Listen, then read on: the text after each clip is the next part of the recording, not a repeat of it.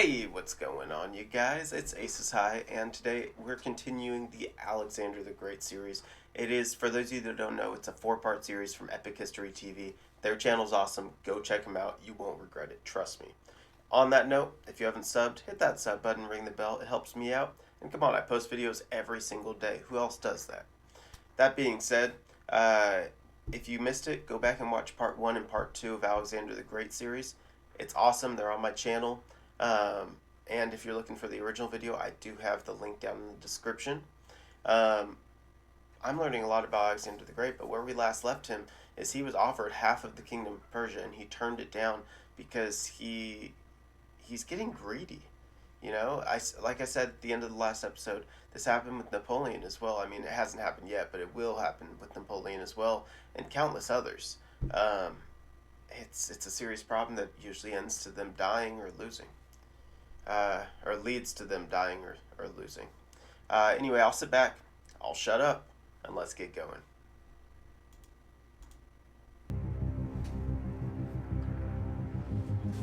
Alright, part 3. In 334 BC, Alexander, 21-year-old ruler of the small Greek kingdom of Macedonia, led an invasion of the vast Persian Empire. It seemed impossible odds. But thanks to Greek military dominance and Alexander's fearless leadership, he won 2 great battles against the Persians. At the river Granicus and at Issus. Yeah. Having subdued Persian lands west of the Euphrates River, he now headed east into the empire's heartlands, seeking a final showdown with the Persian king, Darius III.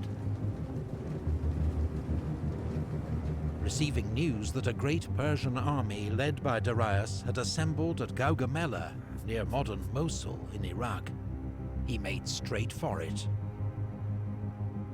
This was Darius's last chance to stop Alexander, and Alexander's chance to smash Persian power once and for all. The Battle of Gaugamela? Darius had chosen to fight on open ground, where his advantage in numbers would be more telling. Makes sense.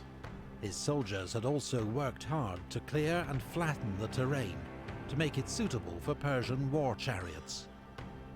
Wow. By Smart. modern estimates, the Persian army was between 50 and 80,000 strong, and made up of contingents from across the empire. Infantry from Syria and Babylonia. Cavalry from Armenia, India, and Central Asia. Up to 200 scythed chariots. Even a handful of war elephants. Oh, wow. Cool. That's really cool. Alexander's army was smaller, and may have been outnumbered by as much as 2 to 1. I believe it. He deployed his units in their usual formation. On the left flank, Thracian and Thessalian cavalry, commanded by Parmenion. In the center, the Macedonian veterans of the phalanx, each armed with their 18-foot sarissa pike. On the right flank, Alexander with his elite cavalry, the Companions, and his best infantry, the Hypaspists. These were the units with which Alexander planned to launch his main attack.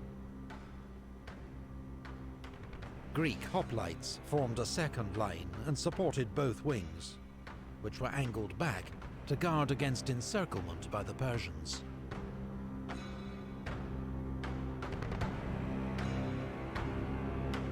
The battle began when Alexander led his wing out to the right, a move that took the Persians by surprise. Could Alexander really be trying to encircle their huge army? The Persians mirrored his movement, taking troops away from their center to outflank Alexander and prevent him leaving the area they'd cleared for the Persian chariots. But Alexander's unusual maneuver was a trap to entice the Persians to weaken their centre. When he saw that it had worked, he ordered his Greek cavalry to charge, to keep the Persians fixed in position. A giant cavalry battle developed on the right wing.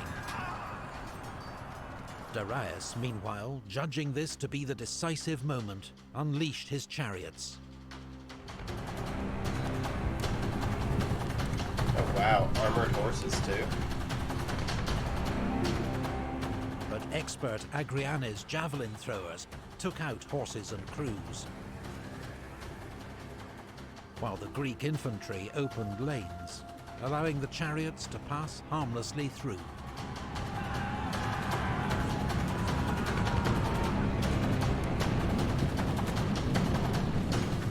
Now Alexander led his companion cavalry and parts of the Macedonian phalanx in a headlong charge straight at the weakened Persian centre, fighting his way towards Darius himself. The sudden ferocity of Alexander's assault threw the Persians into panic. The centre of the army broke and ran, King Darius himself leading the rout.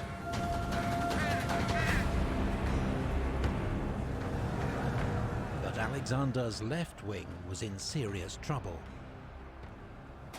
Parmenion, facing a huge onslaught by Persian cavalry, was virtually surrounded. Indian and Scythian horsemen had even ridden through a gap in the Greek line. But rather than wheeling and attacking the Greeks from behind, they'd carried straight on to loot their camp.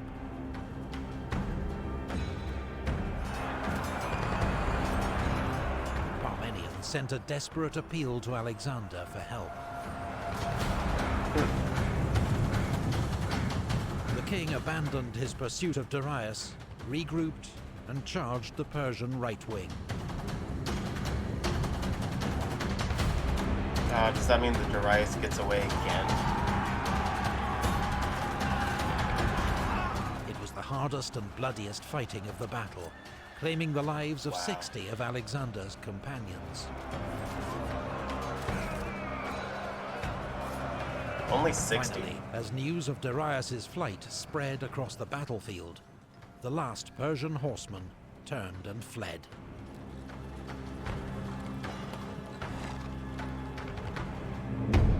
The Battle of Gaugamela was a stunning and complete victory for Alexander.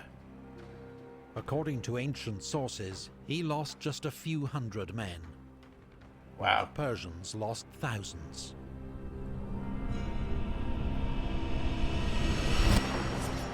Alexander had routed Darius's great army. And now the road to Babylon, the empire's main capital, lay open. The Macedonian king entered the great city in triumph, recognized by Persian officials as its new rightful ruler. Wow. So too at the city of Susa, where No Alexander ceremonially took his seat upon the royal throne of Persia. In the Zagros Mountains, at a pass known as the Persian Gates, a courageous Persian force held up Alexander's army for a month. The Greeks eventually found a mountain path that bypassed their position, allowing them to encircle and wipe out the defenders. In early 330 BC, Alexander reached Persepolis, the empire's ceremonial capital.